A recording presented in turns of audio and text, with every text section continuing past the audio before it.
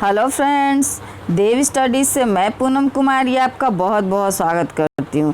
दोस्तों, हम लोग मध्यकालीन भारत के बारे में पढ़ रहे हैं और मध्यकालीन भारत में जो है हम लोग सल्तनत काल के बारे में पढ़ रहे हैं और सल्तनत काल से रिलेटेड जो है कई डिस्क्रिप्टिव वीडियोस अपलोड किए जा चुके हैं और डिस्क्रिप्टिव वीडियोस के साथ जो है मॉडल सेट भी डाले जा रहे हैं और ये मॉडल सेट नंबर 3 है। इसके पहले जो है 2 मॉडल सेट डाले जा चुके हैं। तो आइए हम लोग जो है वक्त को ना बर्बाद करते हुए हम लोग सल्तनत काल को और बेहतर तरीके से जानने के लिए आगे बढ़ते हैं और इसके पहले अब प्रश्न की ओर बढ़ते हैं। तो पहला प्रश्न है हमारा कि तुगलकनामा के रचनाकार का नाम क्या है। तो तुगलकनामा के रचनाकार का नाम पूछा जा रहा है, तो इसका सही उत्तर हो जाएगा दोस्तों अमीर खुसरो। अमीर खुसरो के द्वारा जो है तुगलकनामा की रचना की गई और कहा जाता है कि इस अमीर खुसरो ने जो है 6 सुल्तानों का काल देखा, यानी 6 सुल्तानों के शासनकाल तक यह जो है जीवित रहते हैं। तो ये तुगलकनामा के जो रचनाकार है वह कौन है? अमीर खुसरो। इसका सी ऑप्शन आपका सही जवाब हो जाएगा। अगले प्रश्न की ओर बढ़ते हैं। अगला प्रश्न है हमारा, भारत में मोहम्मद गौरी ने किसको प्रथम अक्ता प्रदान किया था। तो भारत में मोहम्मद गौरी ने जो है आपका कुतुबुद्दीन ऐबक को जो है प्रथम अक्ता प्रदान किया था। इसके बाद यानी मोहम्मद गौरी के बाद जो है कुतुबुद्दीन ऐबक ही शासक बनता है और उसके अनुसार यानी कुतुबुद्दीन के द्वारा जो है गुलाम वंश की स्थापना की जाती है। और गुलाम वंश जो है सल्तनत काल का यानी दिल्ली सल्तनत का पहला वंश है। यानी सल्तनत काल में 5 वंश आते हैं, जिसमें कि पहला वंश जो है ये गुलाम वंश है, दूसरा जो है आपका खिलजी वंश है, तीसरा जो है आपका तुगलक वंश है, चौथा सैयद और 5वां और अंतिम जो है वह लोधी वंश है। तो ये कुतुबुद्दीन ऐबक के द्वारा ही जो गुलाम वंश की स्थापना की जाती है और मोहम्मद गौरी ने जो है इसे ही प्रथम अक्ता प्रदान किया था। तो इसका बी ऑप्शन आपका सही जवाब हो जाएगा। अगले प्रश्न की ओर बढ़ते हैं। अगला प्रश्न है हमारा, किस सुल्तान के काल में खालिसा भूमि अधिक पैमाने पर विकसित हुई। तो इसका जो आपका सही उत्तर हो जाएगा दोस्तों अलाउद्दीन खिलजी। अलाउद्दीन खिलजी ने क्या किया था, जब यह शासक बना तो राजा बना तो यह विद्रोहों को रोकने के लिए क्या करता है कि जो इसके शासनकाल के पहले जो यानी जो अमीरों को, कुलीनों को, धार्मिक गुरुओं को जो आपका दान में भूमि दी जाती थी या वेतन के रूप में या पेंशन के रूप में, उन सब जो भूमि को क्या करता है कि ये वापस ले लेता है और उन सारी भूमि को जो है खालसा भूमि में बदल देता है। खालसा भूमि यानी सरकारी भूमि। तो ये अलाउद्दीन खिलजी के शासनकाल में ही खालसा भूमि अधिक पैमाने पर विकसित होती है। तो इसका बी ऑप्शन आपका सही जवाब हो जाएगा। दोस्तों, हर क्वेश्चन को मैं जो है एक्सप्लेन करने की कोशिश कर रही हूँ, यानी एक क्वेश्चन में आपके कई आंसर जो है आपके रिलेटेड है। तो पूरे सेट को बहुत ध्यान से देखिए, एग्ज़ाम में बहुत ज़्यादा आपको हेल्प मिलने वाला है।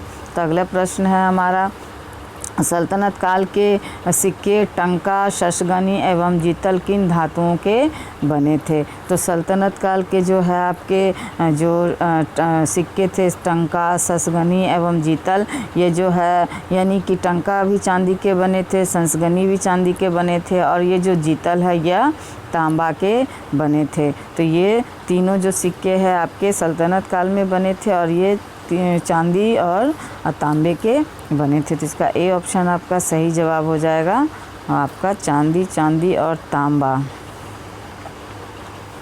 अगले प्रश्न की ओर बढ़ते हैं और अगला प्रश्न है हमारा, अमीर कोही जिसे कृषि विभाग के नाम से जाना जाता था, तो ये अमीर कोही नामक एक नया विभाग किस सुल्तान द्वारा जो है शुरू किया गया था। तो अमीर कोही जो है आपका मोहम्मद बिन तुगलक, जो कि तुगलक बिन यानी तुगलक वंश का शासक था, जिसे MBT भी कहा जाता है, यानी MBT के नाम से भी जाना जाता है। तो इसके द्वारा ही जो है अमीर कोही विभाग की जो कृषि विभाग था इसकी स्थापना की गई थी। तो इसका सी ऑप्शन सही जवाब हो जाएगा। अगले प्रश्न की ओर बढ़ते हैं। अगला प्रश्न है हमारा, अमीर खुसरो ने किसके विकास में अग्रगामी की भूमिका निभाई थी। तो अमीर खुसरो ने जो है खड़ी बोली के विकास में जो है अग्रगामी भूमिका निभाई थी। तो इसका सी ऑप्शन आपका सही हो जाएगा कि अमीर खुसरो ने अग्रगामी भूमिका निभाई खड़ी बोली में। अगले प्रश्न की ओर बढ़ते हैं। अगला प्रश्न है हमारा, तैमूर लंग ने किसके शासनकाल में भारत पर आक्रमण किया था? तो तैमूर लंग ने जो है आपका नासिरुद्दीन महमूद तुगलक के शासनकाल में जो है भारत पर आक्रमण किया था। तो इसका डी ऑप्शन आपका सही जवाब हो जाएगा। अगले प्रश्न की ओर बढ़ते हैं। अगला प्रश्न है हमारा, भारत में पोलो खेल का प्रचलन किया था। तो 4 ऑप्शंस में पूछा जा रहा है कि खेल जो पोलो खेल है इसका प्रचलन भारत में किसने किया था? तो इसका सही उत्तर हो जाएगा दोस्तों तुर्कों ने। और ये पोलो खेलते हुए ही जो गुलाम वंश का संस्थापक रहता है कुतुबुद्दीन ऐबक, उसकी जो है मृत्यु हो जाती है, यानी इसे पोलो को चौगान भी कहा जाता है। इस खेल के दौरान ही जो कुतुबुद्दीन ऐबक गिर जाता है घोड़े से और उसकी मृत्यु हो जाती है। तो ये तुर्कों के द्वारा जो है इस खेल का प्रचलन भारत में किया गया था। अगले प्रश्न की ओर बढ़ते हैं और अगला प्रश्न है हमारा, किसने एक तरफ संस्कृत मुद्रा लेख के साथ चांदी के सिक्के निर्गत किए थे? तो 4 ऑप्शंस में इसका आपका सही जवाब हो जाएगा दोस्तों महमूद गजनवी। महमूद गजनवी ने ही जो है चांदी के सिक्के के एक तरफ संस्कृत मुद्रा लेख और एक तरफ जो है कलमा लिखवाया था। तो ये जो है मोहम्मद गजनवी के द्वारा ही जो चांदी के सिक्के निर्गत करवाए गए थे। तो इसका बी ऑप्शन आपका सही जवाब हो जाएगा। अगले प्रश्न की ओर बढ़ते हैं। अगला प्रश्न है हमारा, अलाउद्दीन खिलजी के निम्न सेनाध्यक्षों में से कौन सा तुगलक वंश का प्रथम सुल्तान बना? तो ये गाजी मलिक होगा दोस्तों। ये गाजी मलिक ही रहता है जो इसके सेनाध्यक्षों में शामिल रहता है अलाउद्दीन खिलजी के, और इसके द्वारा ही जो है तुगलक वंश की स्थापना की जाती है। इसका पूरा नाम जो है आपका गयासुद्दीन तुगलक रहता है। गाजी मलिक जो है इसका मूल नाम रहता है, लेकिन ये गयासुद्दीन तुगलक के नाम से शासक बनने के बाद जाना जाता है। तो इसका ए ऑप्शन आपका सही जवाब हो जाएगा। अगले प्रश्न की ओर बढ़ते हैं। अगला प्रश्न है हमारा, जवाबित थे। तो जवाबित क्या थे? 4 ऑप्शंस में देखते हैं। तो जवाबित जो थे दोस्तों, राज्य कानून को जवाबित कहा जाता था, यानी कि जवाबित आपके राज्य के कानून को कहा जाता था। इस अनुसार बी ऑप्शन इसका सही जवाब हो जाएगा। अगले प्रश्न की ओर बढ़ते हैं। अगला प्रश्न है हमारा, निम्न में से किस राजवंश के अंतर्गत विजारत का जो है चरमोत्कर्ष हुआ था? तो 4 ऑप्शंस में जो है आपका सी ऑप्शन आपका सही जवाब हो जाएगा दोस्तों तुगलक वंश, यानी कि ऑप्शन थोड़ा उल्टा पुल्टा है, ध्यान में रखिएगा। तो इसका हो जाएगा आपका सी ऑप्शन, तुगलक वंश के शासनकाल में जो है विजारत अपने चरमोत्कर्ष पर हुआ। अगले प्रश्न की ओर बढ़ते हैं। अगला प्रश्न है हमारा, तौल की सबसे छोटी इकाई कौन है? तो 4 ऑप्शंस में देखते हैं कि तौल की सबसे छोटी इकाई कौन है। तो रत्ती जो है दोस्तों तौल की सबसे छोटी इकाई है। रत्तिका जो से संस्कृत भाषा का शब्द है, यह जो है आपका तौल की सबसे छोटी इकाई मानी जाती है।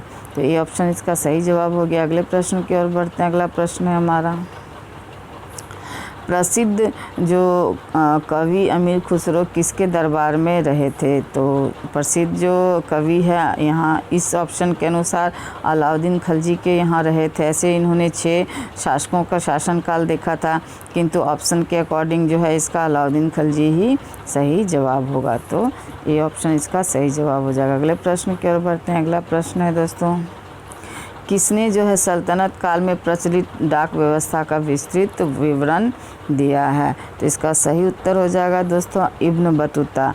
इब्न बतूता के द्वारा जो है सल्तनत काल के में प्रचलित डाक व्यवस्था का विस्तृत वर्णन दिया है।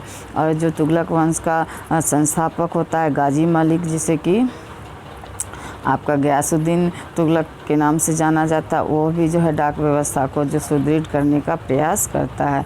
तो इसका सी ऑप्शन आपका सही जवाब हो जाएगा। अगले प्रश्न की ओर बढ़ते हैं। अगला प्रश्न है, तैमूर लंग ने किस वर्ष में भारत पर आक्रमण किया था?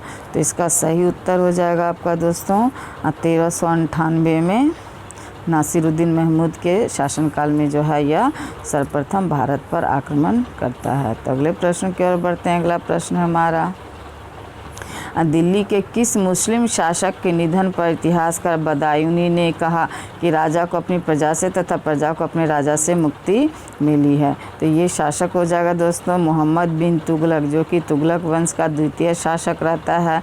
और कहा जाता है कि सल्तनत काल का जो यह सबसे ज़्यादा पढ़ा लिखा शासक रहता है, किंतु इसका दुर्भाग्य कि यह जो भी योजनाएं लगाता था वह सारा जो है विफल हो गया। इसके द्वारा जितने भी कार्य किए गए सब जो है असफल रहे। तो इस वजह से जो है ये बदायूनी ने कहा कि राजा को अपनी प्रजा से तथा प्रजा को अपनी राजा से मुक्ति मिल गई है। तो ये इसका दुर्भाग्य कहिए कि इतना शिक्षित होकर भी इसकी कोई भी योजना कामयाब नहीं रही। इसे ही दोस्तों MBT के नाम से भी जाना जाता है। तो इसका बी ऑप्शन आपका सही जवाब हो जाएगा। अगले प्रश्न की ओर बढ़ते हैं। अगला प्रश्न है हमारा, दिल्ली के सुल्तान बलबन का पूरा नाम था? तो गयासुद्दीन बलबन इसका पूरा नाम रहता है दोस्तों। तो सी ऑप्शन इसका सही जवाब हो जाएगा। और ये जो है आपका गयासुद्दीन बलबन जो है गुलाम वंश का अंतिम प्रतापी शासक कहिए। इसके बाद भी इसके कई वंशज आते हैं, किंतु यह जो है अंतिम प्रतापी शासक रहता है। इसके बाद जो भी शासक आते हैं अयोग्य आते हैं और उसके बाद इस वंश का अंत हो जाता है। अगले प्रश्न की ओर बढ़ते हैं। अगला प्रश्न है हमारा, कौन सा सुल्तान नया धर्म चलाना चाहता था किंतु उलेमाओं ने विरोध किया था? तो इसका बी ऑप्शन आपका सही जवाब हो जाएगा दोस्तों, अलाउद्दीन खिलजी। अलाउद्दीन खिलजी दिल्ली सल्तनत का ऐसा पहला शासक रहता है कि जो बिना खलीफा से अनुमति लिए जो है सुल्तान की पदवी धारण करता है। और यह पहला शासक होता है जो इस्लाम के अनुरूप शासन नहीं चलाता है, बल्कि ये अपनी सुविधा के अनुसार शासन चलाता है। इस वजह से जो है एक इस्लाम के अलावा एक नए धर्म को चलाना चाहता था, किंतु कुछ लोगों ने इसका विरोध किया, समझाया, जिसमें उलेमा भी थे। तो ये क्या करता है, नए धर्म चलाने की जो इसकी योजना रहती है वह यह स्थगित कर देता है। तो इसका अलाउद्दीन खिलजी बी ऑप्शन सही जवाब हो जाएगा। अगले प्रश्न की ओर बढ़ते हैं। अगला प्रश्न है हमारा, दिल्ली में कौन सा ऐतिहासिक स्मारक भारतीय तथा फारसी वास्तुकला का उदाहरण है? तो इसका सही जवाब हो जाएगा दोस्तों हुमायूं का मकबरा। हुमायूं का मकबरा जो है आपका ऐसा स्मारक है जो कि भारतीय यानी वास्तुकला और फारसी वास्तुकला का जो है उदाहरण माना जाता है। तो इसका सी ऑप्शन आपका सही जवाब हो जाएगा। अगले प्रश्न की ओर बढ़ते हैं। अगला प्रश्न है हमारा, दिल्ली का सुल्तान जो दान दक्षिणा के बारे में काफ़ी ध्यान रखता था और इसके लिए जो एक विभाग दीवाने खैरात के नाम स्थापित किया था, तो वह ऐसा कौन शासक था यह पूछा जा रहा है। तो फिरोज़ तुगलक इसका सही उत्तर हो जाएगा दोस्तों। तुगलक वंश का जो शासक रहता है फिरोज़ तुगलक, यह जो है दान धर्म का काफ़ी ध्यान भी रखता था और इसके लिए जो है एक अलग विभाग जिसे दीवाने खैरात के नाम से जाना जाता है उसकी जो है स्थापना करता है। तो इसका बी ऑप्शन सही जवाब हो जाएगा। अगले प्रश्न की ओर बढ़ते हैं। अगला प्रश्न है हमारा, निम्न में से किस संगीत वाद्य को हिंदू मुस्लिम गान वाद्यों का जो सबसे श्रेष्ठ मिश्रण माना गया है? तो इसका डी ऑप्शन सही जवाब हो जाएगा दोस्तों सितार। और इसकी जो है यानी इस सितार की जो रचना करने वाले यानी निर्माण करने वाले अमीर खुसरो माने जाते हैं। तो इसके द्वारा जो है इस सितार नामक यंत्र का जो है आपका आविष्कार किया गया और यह जो हिंदू मुस्लिम गान के श्रेष्ठ मिश्रण माना जाता है। तो डी ऑप्शन इसका सही जवाब हो जाएगा। अगले प्रश्न की ओर बढ़ते हैं। अगला प्रश्न है हमारा, नई फारसी काव्य शैली सबके हिंदी अथवा हिंदुस्तानी शैली के जन्मदाता थे?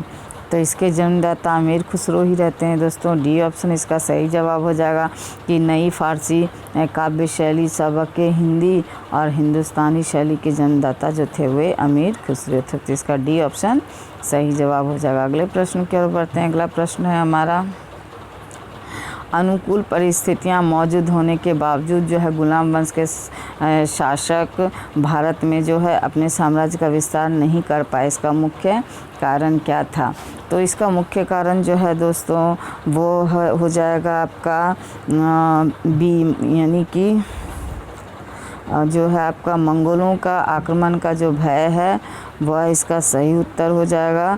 यानी मंगोलों के आक्रमण के कारण जो है यह जो गुलाम वंश के जो शासक थे वह जो है अपने साम्राज्य का अधिक विस्तार नहीं कर पाते हैं। और सल्तनत काल का चूँकि यह पहला वंश रहता है तो इसका साम्राज्य भी है उस समय सीमित ही रहता है। तो इसका बी ऑप्शन आपका सही जवाब हो जाएगा, मंगोल आक्रमण का भय। अगले प्रश्न की ओर बढ़ते हैं और ये अंतिम प्रश्न है इस वीडियो का। तो आइए हम लोग अंतिम प्रश्न देखते हैं। तो निम्नलिखित में से किसने सिकंदर सानी या द्वितीय सिकंदर की उपाधि धारण की थी? तो इसका सी ऑप्शन सही जवाब हो जाएगा दोस्तों, अलाउद्दीन खिलजी। यह इसका उद्देश्य रहता है जिसमें वह कि सिकंदर सानी की उपाधि धारण करता है, जिसे यानी जिसका अर्थ होता है द्वितीय सिकंदर, यानी कि यह सिकंदर के समान जो है विश्व विजेता बनना चाहता था। और यही एक ऐसा व्यक्ति जो है कि एक नए धर्म का भी जो है स्थापना करना चाहता था, तो जिसका उलेमाओं ने विद्रोह किया था। तो इन दोनों उद्देश्यों को जो है वह अपने जीवन में शामिल तो करता है लेकिन वह पूरा नहीं कर पाता है। तो इसका सी ऑप्शन आपका सही जवाब हो जाएगा कि सिकंदर सानी की उपाधि जो है अलाउद्दीन खिलजी धारण करता है। तो ये थे दोस्तों 25 महत्वपूर्ण प्रश्न जो कि सल्तनत काल से संबंधित थे। अगले सेट में हम लोग सल्तनत काल से संबंधित अन्य प्रश्नों को देखेंगे। तो अगर मेरे चैनल को सब्सक्राइब नहीं किए तो मेरे चैनल को सब्सक्राइब कीजिए और मेरे वीडियो को देखने के लिए बहुत बहुत धन्यवाद।